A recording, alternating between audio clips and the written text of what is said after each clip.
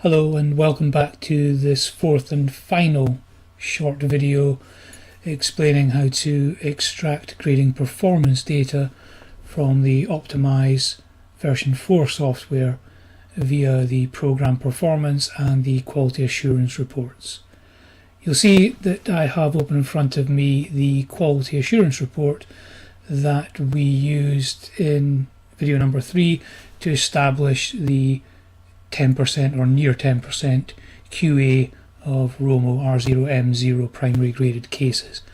I just want to briefly show you how to work the data a bit further to extract individual ROMO rates, look at arbitration rates, and look at a few other things that you can extract from this particular report spreadsheet. Again, I'm going to start by clicking on the top left hand corner, this triangle up here, and highlighting the whole of the spreadsheet, and then into data, the data tab at the top here, and then on the ribbon click on filter, and that gives you a drop down for each of the various columns to process the data in those columns. I'm going to start by looking again at the ROMO rates. So in the primary grading section, I'm using the drop down to highlight just the ROMO in worst grade, and that shows me all of the ones that we listed previously to establish our 9.9% QA.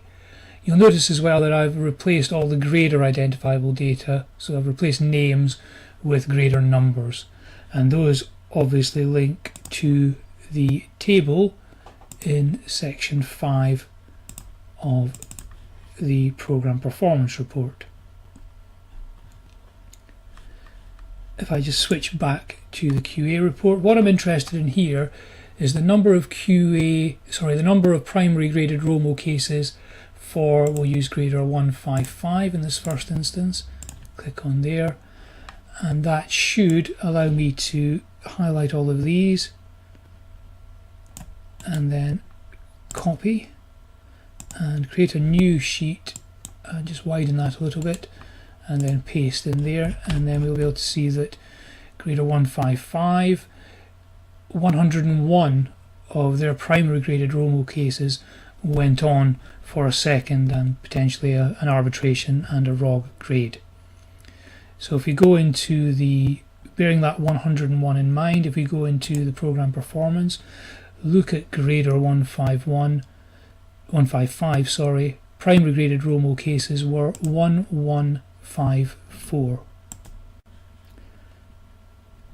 From that, we're able to establish that the ROMO QA rate for that particular grader in that particular period was 101 divided by 1154 times 100.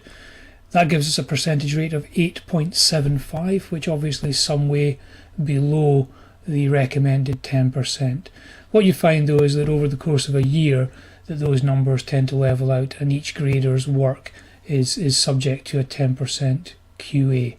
Bear in mind that the software selects the cases for that QA, those ROMO cases for QA, by simply rolling a dice every time a ROMO case is primary graded. So each ROMO case has a 1 in 10 chance of being selected, and it takes a period of time for those numbers to even themselves out and for 10% to be extracted for each particular grader. But in this quarter, grader 155, 8.75% of the cases that they ROMO'd at primary level went on for a further review as a QA measure. I'll just switch off the filter back in the QA report and zero all those back again. What you can also do within this report, and if I switch the filter on once more, is look at the arbitration rate. So you can use as your denominator for this the total number of primary grades carried out in a given period. So you do that by coming back to this particular sheet in the program performance report and adding 11 with 1639 with 778 with 1527, and that would give you your total number of primary grades. You would then, back in the QA report, go along to the the columns that deal with arbitration, you could then highlight everything apart from the blanks in this drop down, and that would give you every case that went to arbitration. So if you again highlight all of these NHS numbers or curtailed NHS numbers, copy those into sheet 1 again and paste them, that will give you a total number of cases that went to arbitration during that period, and as you can see that is 378. I've added up all of the primary graded cases here in this table and got to 3955 primary graded cases in that period.